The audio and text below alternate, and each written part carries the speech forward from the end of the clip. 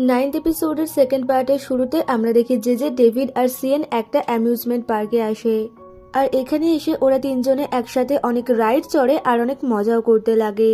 এরপর আমরা দেখি এরা দুজনে এখানে একসাথে বসে রয়েছে আর এখানে যে ডেভিডকে বলতে লাগে যে আমি তো বলেছিলাম আমি তোমার সঙ্গে কিছু কথা বলতে চাই, আর তুমি তো আমার কোনো কথা শুনলেই না, বরং আমাকে অ্যামিউজমেন্ট পার্কে নিয়ে আসলে।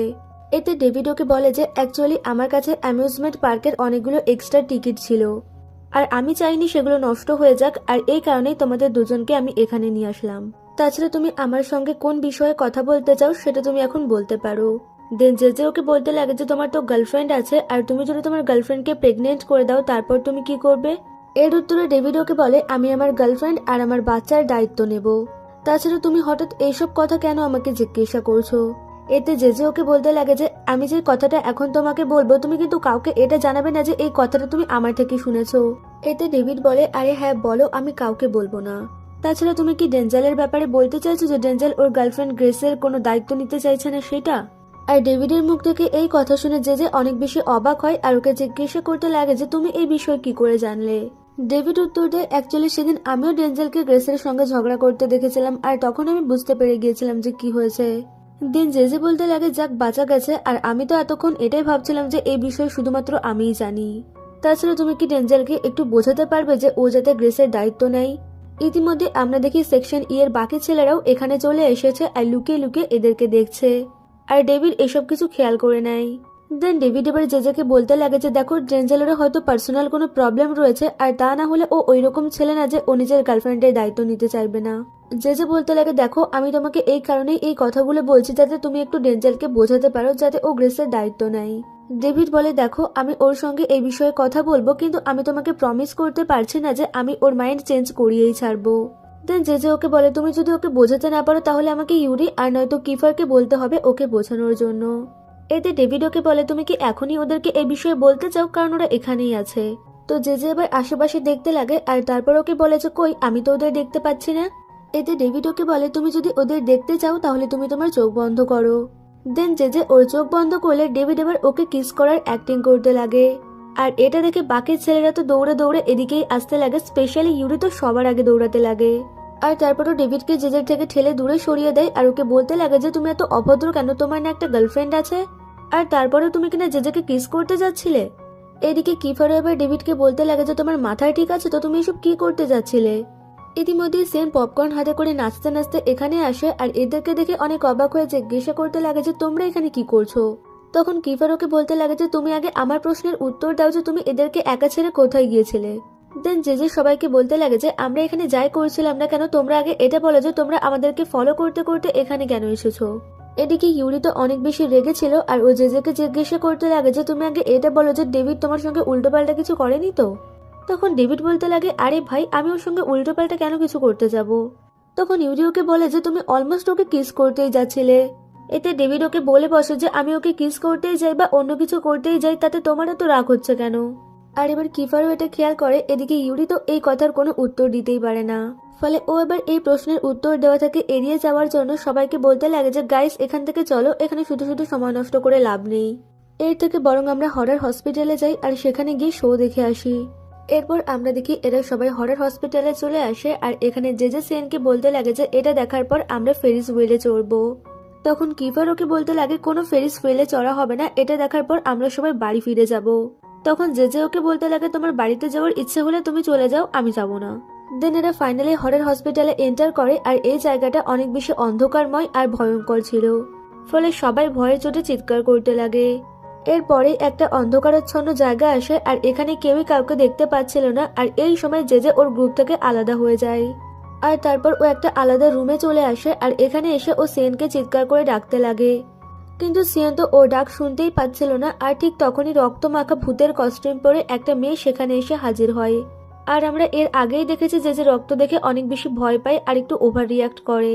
আর তারপর যেটা হওয়ার ছিল সেটাই হয়, ওর পাস্টার কিছু ঘটনা মনে পড়তে লাগে আর ও প্রচন্ড জোরে জোরে কান্না করতে লাগে। আর ঠিক তখনই কিফার সেখানে চলে আসে আর তারপর ওকে বলতে লাগে যে প্লিজ তুমি কান্না বন্ধ করো আর আমি এখানেই আছি। দেন কিফার ওকে শান্ত করার চেষ্টা করতে লাগে আর ওকে বলতে লাগে যে আমি কোথাও যাব না, আমি তোমার সাথেই আছি, সো তোমার ভয় পাওয়ার কোনো কারণ নেই। আর তারপর ও জেজেকে এখান থেকে বের করে নিয়ে যেতে লাগে। আর এখানে হঠাৎ করেই একটা ভয়ঙ্কর আওয়াজ বেজে ওঠে আর এটা শুনে যে ভয় পেয়ে ওর হাত ছেড়ে দিয়ে এখান থেকে পালিয়ে যায়। আর তারপর ও একটা অন্য রুমে পৌঁছে যায়। তো কিফার এবার চিৎকার করে জেজেকে ডাকতে লাগে আর বলতে লাগে যে তুমি হঠাৎ করে কোথায় চলে গেলে, তাছাড়া তুমি যেখানে আছো সেখানেই থাকো, আমি তোমাকে খুঁজে নেব। এদিকে জেজেও এবার চিৎকার করে বলতে লাগে যে কিফার আমার অনেক ভয় করছে। ইতিমধ্যে এই দুটো ছেলে এখানে এসে হাজির হয় আর জেজেকে বলতে লাগে যে তুমি এখানে কি করছো। তখন জেজে উল্টে ওদের জিজ্ঞাসা করতে লাগে যে তোমরা দুজন এখানে কি করছো আর বাকিরা কোথায়। এরা উত্তর দেয় যে অ্যাকচুয়ালি আমরাও গ্রুপ থেকে হারিয়ে গেছি আর আমরা ওদেরকেই খুঁজছি, সো চলো তুমি আমাদের সাথে চলো। কিন্তু জেজে এখান থেকে যাচ্ছিল না কারণ কিফারের জন্য অপেক্ষা করছিল। আর ঠিক তখনই কিফার সেখানে চলে আসে আর তারপর ওকে দেখার সঙ্গে সঙ্গেই ওকে জড়িয়ে ধরে আর ওকে বলতে লাগে যে আমি ভেবেছিলাম আমি তোমাকে আর কখনোই খুঁজে পাবো না। আর এসব বলে কিফার জেজের মাথায় একটা চুমু দেয় আর এরা এসব দেখতে লাগে আর তারপর ওদেরকে জিজ্ঞাসা করে বসে যে তোমরা কি অলরেডি কাপল হয়ে গেছো। আর তখনই এরা দুজন একে অপরকে ছেড়ে দেয় আর বলতে লাগে যে না না এরকম কোনো ব্যাপার না। এরপর ফাইনালি এরা হরর হসপিটাল থেকে বাইরে বেরিয়ে আসে আর এখানে ইউরি জেজেকে দেখা মাত্রই জিজ্ঞাসা করতে লাগে যে তুমি ঠিক আছো তো। জেজে উত্তর দেয় যে হ্যাঁ আমি ঠিক আছি। দেন ইমান সবাইকে জিজ্ঞাসা করতে লাগে তো আমরা এবার ফেরিস হুইলে চড়বো নাকি চড়বো না। আর এটা শুনে জেজে তো অনেক বেশি এক্সাইটেড হয়ে যায় আর ঠিক তখনই ওর কিফারের বলা কথা মনে পড়ে যায় যে কিফার বলেছে হরর হসপিটালের শো দেখার পর আমরা সবাই বাড়ি ফিরে যাব। আর এটা ভেবেই জেজে বলতে লাগে যে আচ্ছা ঠিক আছে আর কোথাও যেতে হবে না, চলো আমরা বাড়ি ফিরে যাই। আর কিফারও এটা খেয়াল করে যে ওর কারণেই জেজে মানা করে দিয়েছে। আর কিফার এবার জেজের মন রাখার জন্য সবাইকে বলে যে আচ্ছা ঠিক আছে চলো আমরা ফেরিস হুইলে চড়বো। আর এটা শুনে তো সবাই অনেক খুশি হয়। দেন ওরা ফেরিস হুইলে চড়ার জন্য চলে আসে আর এখানে আসলে জেজে অনেক বেশি হতাশ হয়ে যায় কারণ এখানে তো আগে থেকেই অনেক লম্বা লাইন ছিল, মানে ফেরিস হুইলে চড়তে গেলে ওদেরকে এখনো অনেক টাইম অপেক্ষা করতে হবে। আর এই ভেবেই সবাই বলতে লাগে চলো ফেরিস হুইলে চড়তে হবে না, আমরা বাড়িতে ফিরে যাই। আর ঠিক তখনই ইউরি সামনে এগিয়ে আসে আর এখানে এসে ও ওর রিচ আর হ্যান্ডসাম হওয়ার ফায়দা উঠিয়ে সব মেয়েদের পেছনে পাঠিয়ে দেয়। আর এটা দেখে জেজে তো অনেক বেশি খুশি হয়ে যায়। আর তারপর ওরা ফেরিস হুইলে চড়ার জন্য উঠে বসে আর এখানে সিয়েন জেজের পাশে বসেছিল। কিন্তু কিফার এখানে এসে সিয়েনকে সরিয়ে দেয় আর ওর জায়গায় নিজে বসে পড়ে। আর তারপর ইউরিও এখানে আসে আর সিয়েনের পাশে এসে বসে পড়ে। দেন ফেরিস হুইল চলতে শুরু করলে জেজে ইউরিকে বলতে লাগে যে তুমি যদি আজকে এসব কিছু না করতে তাহলে আমরা তো ফেরিস হুইলে চলতেই পারতাম না। তাছাড়া তুমি ওদেরকে কি বলেছিলে যে ওরা লাইন থেকে সরে গেল। তখন ইউরি উত্তর দেয় যে আমি ওদেরকে বলেছিলাম আমি যে মেয়েটাকে লাইক করি তাকে আমি কনফেস করতে চাই। আর এটা শুনে জেজে সহ সবাই অনেক বেশি শকড হয়ে যায়। আর তখন ইউরি বলতে লাগে যে আরে এটা মিথ্যে কথা ছিল, আমি তো মজা করে বলেছি এসব। এরপর ওদের ফেরিস হুইল একদম উঁচুতে উঠে যায় আর তখন সিয়েন বলতে লাগে যে চলো আমরা একটা ছবি তুলি। আর এখানে ছবি তোলার সময় কিফার তো জেজেকে একদম চেপে ধরে বসে আর এটা দেখে ইউরি তো অনেক বেশি জেলাস ফিল করতে লাগে। এদিকে ইতিমধ্যেই হঠাৎ করে ওদের ফেরিস হুইল চলা বন্ধ হয়ে যায়, ফলে জেজে অনেক বেশি প্যানিক করতে লাগে আর বলতে লাগে যে এবার কি হলো এখানে। দেন কিফার নিচে ফোন করে জিজ্ঞাসা করতে লাগে যে হঠাৎ করে আমাদের ফেরিস হুইল চলা বন্ধ হয়ে গেল কেন। আর তখন নিচ থেকে জানানো হয় যে টেকনিক্যাল ইস্যুর কারণে ফেরিস হুইল চলা বন্ধ হয়ে গিয়েছে। তো জেজে এবার জিজ্ঞাসা করতে লাগে তাহলে আমরা এবার এখানে কতক্ষণ থাকবো। এর উত্তরে কিফার ওকে বলে যে আমি জানি না। ইতিমধ্যে জেজের কাছে অ্যারিসের কল আসতে লাগে আর অ্যারিস এখানে ওকে বলতে লাগে যে এত রাত হয়ে গিয়েছে আর এখনো তুমি বাড়িতে আসোনি, আর আমি কি এই বিষয়টা অ্যাঞ্জেলোকে জানাবো। তখন জেজে ওকে বলতে লাগে যে অ্যাকচুয়ালি আমি না অ্যামিউজমেন্ট পার্কে এসেছি। এদিকে অ্যারিস কল করেছে এটা যখন কিফার বুঝতে পারে তখন ও জেজের থেকে ফোনটা কেড়ে নেয় আর অ্যারিসকে বলতে লাগে আমরা এখন স্পেশাল কিছু করতে ব্যস্ত আছি, সো তুমি আমাদের ডিস্টার্ব করো না। আর তারপর ও উল্টোপাল্টা আওয়াজ করতে লাগে আর কি আওয়াজ করেছে আশা করি তোমরা বুঝতেই পারছো। তো জেজে এবার কিফারকে বলে দেয় যে তুমি এত অসভ্য কেন, আর তোমার মুখে কি কোনো ট্যাক্স নেই নাকি, তুমি আমার কাজিনের সামনে এরকম সব আচরণ করলে। এদিকে ইউরিরও এসব দেখে অনেক বেশি রাগ হচ্ছিল কিন্তু বেচারা কিফারকে কিছুই বলতে পারে না। আর সত্যি কথা বলতে কিফারের এইসব আচরণ আমার পার্সোনালি ভালো লাগে না। অন্যদিকে আমরা দেখি এরা এদের মতো রাইড চড়ছে আর মজা করছে। এদিকে এখানে হঠাৎ করে আতশবাজি হতে লাগে আর এটা দেখে জেজে অনেক বেশি খুশি হয়ে যায়। আর ঠিক তখনই ফেরিস হুইল আবারও চলতে শুরু করে, ফলে জেজে এবার বলতে লাগে যে শিট ইয়ার আমি ভিডিওই করতে পারলাম না। দেন কিফারকে বলতে লাগে যে এই সব কিছু তোমার কারণেই হয়েছে, তুমি আমার ফোনটা আমাকে ফেরত দিয়ে দাও। কিন্তু কিফার ওকে ফোনটা দেয় না, ফলে জেজে এবার জোর জবরদস্তি ওর ফোনটা নেওয়ার চেষ্টা করে আর এই চক্করে ও কিফারের কোলে পড়ে যায়। আর তখন কিফার ওকে বলতে লাগে আমি তোমাকে বলেছিলাম না তুমি পড়ে গেলে আমি তোমাকে ঠিক ধরে নেব। তো জেজে এবার কিফারের ওপর থেকে ওঠার চেষ্টা করে কিন্তু কিফার ওকে ছাড়ে না এবং ওকে চেপে ধরে রাখে। ফলে জেজে এবার ইউরিকে বলতে লাগে যে ইউরি প্লিজ আমার হেল্প করো। দেন ইউরি ওর হেল্প করতে আসলে কিফার ইউরিকে বলতে লাগে যে তুমি দূরে থাকো, তুমি ওকে একদম টাচ করবে না। কিন্তু তার সত্ত্বেও ও জেজেকে হেল্প করতে চায় আর এই চক্করে ও জেজের গায়ের উপরেই পড়ে যায়। আর তখন জেজে ওকে বলতে লাগে যে আমি তোমাকে আমার হেল্প করতে বলেছি, আমার গায়ের উপরে পড়তে বলিনি। আর এভাবেই ওরা নিচে নেমে আসে আর এখানে অলরেডি অ্যারিস দাঁড়িয়ে জেজের জন্য অপেক্ষা করছিল। আর অ্যারিস এইসব দেখে অনেক বেশি রেগে যায় আর জেজের ওপরে চিৎকার করতে লাগে। এরপর আমরা দেখি অ্যারিস জেজেকে বাড়িতে নিয়ে আসে আর এখানে ও জেজেকে বলতে লাগে যে আমি আজকে যা কিছু হয়েছে সেই সব কিছু অ্যাঞ্জেলোকে জানাবো। তাছাড়া আমি তোমাকে যে কথাগুলো জিজ্ঞাসা করছি তুমি সেগুলোর উত্তর না দিয়ে কোথায় যাচ্ছ। আর হ্যাঁ, তুমি আজকের পর থেকে কিফারের সাথে একদম ঘোরাঘুরি করবে না। এতে জেজে বলতে লাগে এই সবকিছুই কোইন্সিডেন্স ছিল আর আমি তো অ্যামিউজমেন্ট পার্কে সিয়েন আর ডেভিডের সাথে গিয়েছিলাম। তখন অ্যারিস বলে আমি কোনো কথা শুনতে চাই না আর আজকের পর থেকে তুমি সেকশন ই এর ছেলেদের সঙ্গে বেশি ঘোরাঘুরি করবে না।